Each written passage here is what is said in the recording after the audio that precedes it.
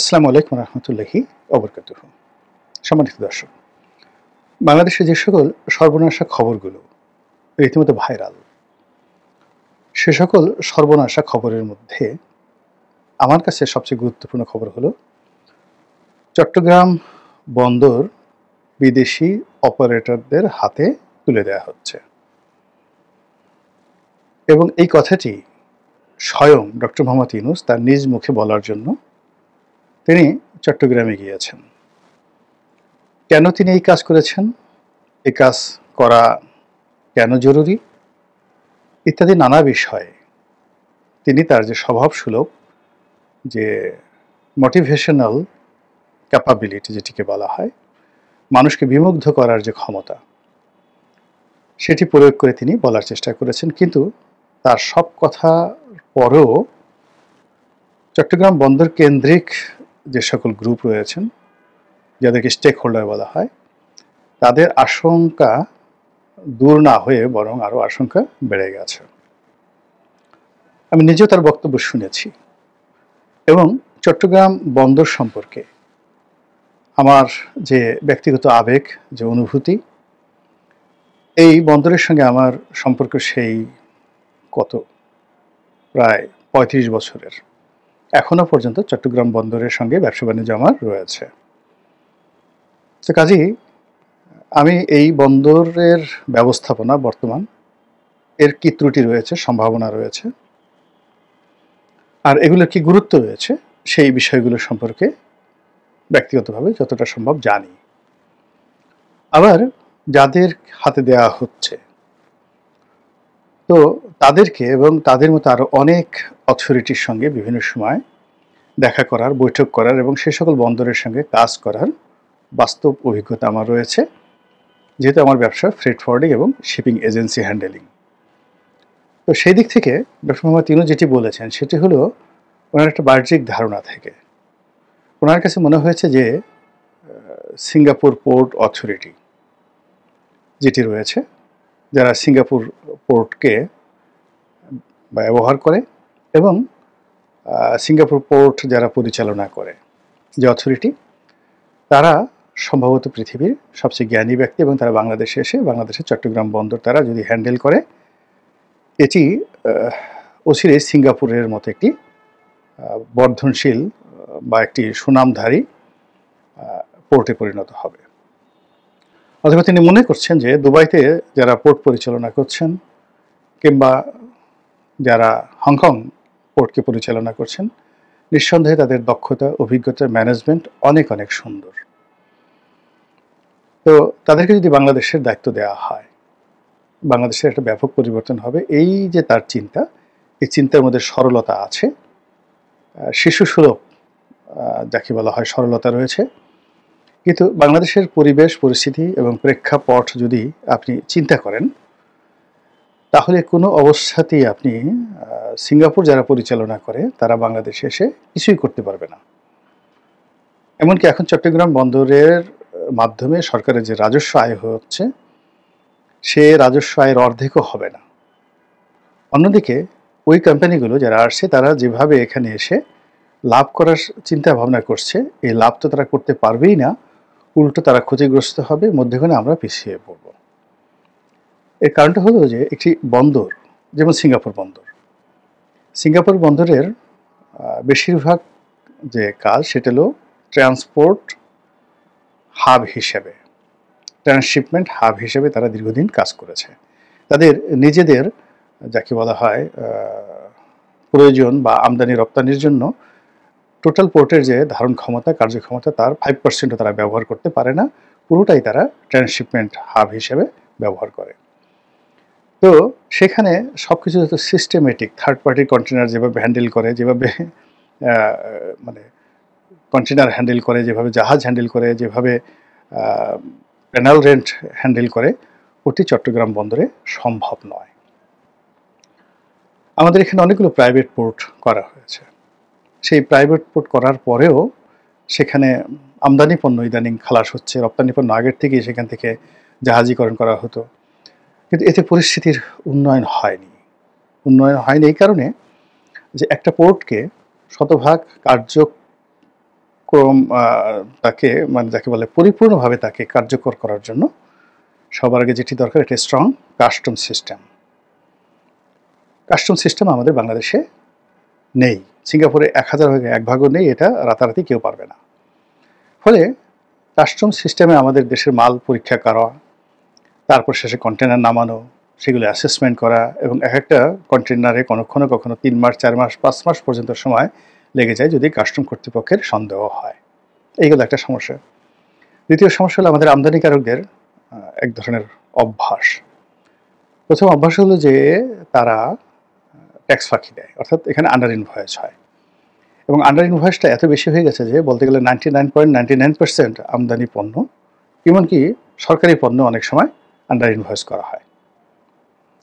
তো এই সমস্যাগুলোর কারণে কি হচ্ছে, কাস্টমসের সাথে আমদানিকারকদের সাথে দ্বন্দ্ব সংঘাত হয়, ফলে ডিউ টাইমের মধ্যে এখানে কন্টেনার খালাস হয় না, যেটা বিদেশিরা কোনো অবস্থাতে নিয়ন্ত্রণ করতে পারবেন না।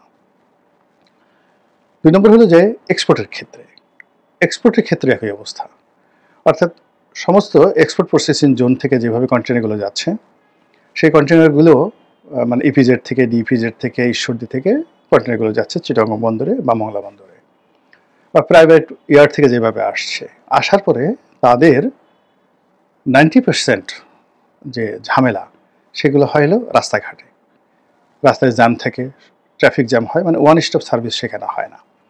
ফলে চট্টগ্রাম বন্দরে ঢুকে তারপর সেই কন্টেনারটি জাহাজে উঠবে, এটি মাত্র 5% to 10% কাজ। তৃতীয় যে সমস্যাটি সেটা হলো ড্রাফটিং সমস্যা। আমাদের দেশে যে কর্ণফুলীর মোহনায় যে নাব্যতা রয়েছে, সেখানে যে পরিমাণ ড্রাফটের জাহাজ আসতে পারে, এটাও একটা বড় সমস্যা। ফলে কি হচ্ছে, অনেকগুলো নতুন টার্মিনাল নির্মাণ করার পরেও জাহাজের যে জট, এটি সরানো যাচ্ছে না, এবং কর্ণফুলী যেটা চ্যানেল রয়েছে, সেই চ্যানেলে কন্টেনার জাহাজ, তারপরে কার্গো জাহাজ, তারপরে অয়েল ট্যাঙ্কার, এগুলোর সাথে সাথে হাজার হাজার লাইটার সেগুলো চলাচল করে, এবং একই সঙ্গে এখান দিয়ে দেশীয় যে সকল যানবাহন রয়েছে সেগুলো চলাচল করে। ফলে একটা ডিপ সি বা সিঙ্গাপুর পোর্টের যে সুযোগ সুবিধা, সেটা চিটাগং বন্দরে কোনোদিন সম্ভব নয়। তো এই সিস্টেমের মধ্যেই আমাদের এই বন্দর পরিচালনা কর্তৃপক্ষ তারা যে সার্ভিস দিয়ে আসছে, এটি বিস্ময়কর। আমাদের চট্টগ্রাম বন্দরের একজন ডিরেক্টর ট্রাফিক, কিংবা ধরুন চট্টগ্রাম বন্দরের চেয়ারম্যান, কিংবা চট্টগ্রাম বন্দরের যে কোনো একজন কর্মকর্তা, তার সঙ্গে সঙ্গে চট্টগ্রাম কাস্টমস হাউজের কর্মকর্তা, তারা যে পরিমাণ ওয়ার্ক লোড নিয়ে যে ধরনের নেতিবাচক অবস্থা মোকাবেলা করে, এখানে সিবিএকে ম্যানেজ করতে হয়, এখানে মাস্তানদেরকে ম্যানেজ করতে হয়, স্থানীয় রাজনীতিবিদদেরকে ম্যানেজ করতে, এর বাইরে সম্ভব নয়। এই কাজগুলো ভবিষ্যতে যারা আসবে তাদেরকেও করতে হবে, এবং তারা সেটা পারবেন না, কোনো অবস্থাতেই পারবেন না, ফলে সর্বনাশ হয়ে যাবে। এরকম চট্টগ্রাম বন্দরের কর্মকাণ্ডে যদি 2 থেকে 3 মাস স্থবিরতা দেখা দেয়, পুরো দেশটা অন্ততপক্ষে 3 থেকে 4 বছরের জন্য পিছিয়ে যাবে, এবং এই কাজটি ডক্টর মোহাম্মদ ইউনূস করতে চাচ্ছেন। তিনি যে কথাটি বলতে চাচ্ছেন যে এখানে চট্টগ্রাম বন্দরে তারা বিনিয়োগ করবে, নতুন টার্মিনাল নেবে, তারপরে শেষে তারা এখানে আরও অনেক ইকুইপমেন্ট আনবে, দামি দামি ইকুইপমেন্ট আনবে, যেন দ্রুত এই মালামাল খালাস করা যায়। এর ফলে কি হবে, তারা এই নির্দিষ্ট সময় পর্যন্ত এই বন্দর পরিচালনা করবে, তারপরে তারা লাভ করবে, লাভ করার পরে BOT, build, own and transfer, তো এটা আগে তারা তৈরি করবে, তারপরে সেটা ওন করবে, এরপরে সেটা তাদের লাভের টাকা উঠে গেলে ট্রান্সফার করবে। তো এইটা পৃথিবীতে অনেক জনপ্রিয়, কিন্তু এটা বন্দরের ক্ষেত্রে নয়। এটা যদি ঢাকা চিটাগং সেই বুলেট ট্রেন হতো, সেক্ষেত্রে এটা ভালো, যেটা মালয়েশিয়াতে মাহাথির মোহাম্মদ সাহেব করেছেন। তো কিংবা এখানে যদি দেখা গেল যে ঢাকা চিটাগং আরেকটা এক্সপ্রেসওয়ে হতো, অ্যাবসলিউটলি একটা এক্সপ্রেসওয়ে হতো, আরেকটা দ্রুতগতির বুলেট ট্রেন হতো, এবং সেখানে যদি 1 লক্ষ কোটি টাকা ইনভেস্ট করতো এবং 20 বছর তারা পরিচালনা করে, তারপর তারা সেখান থেকে লাভ হতো, লস হতো, তারা এখান থেকে চলে যেত। এই ধরনের বিনিয়োগ সারা দুনিয়াতে রয়েছে, কিন্তু জাতীয় বিমানবন্দর, মানে আমাদের যেমন ঢাকা বিমানবন্দর রয়েছে। তারপর চট্টগ্রাম বন্দর, তো যেখানে আমাদের গোলাবারুদ খালাস হয়, যেখানে আমাদের আর্মির ট্যাঙ্ক খালাস হয়, যেখানে অনেক জাতীয় গুরুত্বপূর্ণ বিষয়াদি থাকে, আমাদের অয়েল ট্যাঙ্কারগুলো যেখানে খালাস হয়, এই সব কিছু আমাদের যত গুরুত্বপূর্ণ বিষয় রয়েছে সব কিছুই বন্দরের মাধ্যমেই হয়। তো সেই জিনিসটি আমরা পরিপূর্ণভাবে বিদেশিদের হাতে তুলে দেয়া যতটা ঝুঁকিপূর্ণ, তার চেয়ে কম ঝুঁকিপূর্ণ মূলত বাংলাদেশ ব্যাংকটিকে বিদেশিদের হাতে তুলে দেওয়া, বন্দরের চাইতেও। এখন এই কাজটি ডক্টর মোহাম্মদ ইউনূস করতে চাচ্ছেন, এবং তিনি এই কাজটি করার জন্য যে কথাগুলো বলছেন যে চট্টগ্রাম বন্দর হলো আমাদের হার্ট চিকিৎসা করার জন্য, আমাদের হৃদয় চিকিৎসা করার জন্য। যদি রোগাক্রান্ত হয় তাহলে আমরা এই হৃদয় খুলে দেই বিদেশি ডাক্তারদের হাতে। তারা বুক ফেটে, বুক চিড়ে, কেটে কুটে তারপরে ভিতরে ময়লা পরিষ্কার করে তারপরে শেষে আমাদেরকে হার্ট ঠিক করে দেয়। আমরা যদি আমাদের সেই হৃদয় অপারেশনের জন্য বিদেশে যেতে পারি, তাহলে আমাদের এই বন্দর ঠিক করার জন্য কেন আমরা বিদেশে যেতে পারবো না? এখন এই ধরনের কথাবার্তা যদি আপনি ক্লাস 7, 8, 9, 10 এর ছেলে মেয়েদেরকে বোঝান, অথবা যারা চট্টগ্রাম বন্দর সম্পর্কে জানে না, বোঝেন না, তাদেরকে বোঝান, সেটা আলাদা কথা। কিন্তু ওনার নিজেরই চট্টগ্রাম বন্দর সম্পর্কে ধারণা নেই। উনি লুৎফি সিদ্দিকীকে নামক ওনার যে উপদেষ্টা, তাকে দায়িত্ব দিয়েছেন, কোনো ধারণা নেই অপারেশন সম্পর্কে। একটা ইম্পোর্ট কার্গো কি করে অ্যাসেসমেন্ট হয়, কয়দিন লাগে, জাহাজ থেকে কিভাবে নামে, একটা কন্টেনার নামাতে গিয়ে তাকে কয় টাকা ঘুষ দিতে হয়, এবং সেই ঘুষ ভবিষ্যতে দিতে হবে না এর নিশ্চয়তা কি, এবং কেন ঘুষ দেয়, এই জিনিসগুলো আগে বুঝতে হবে।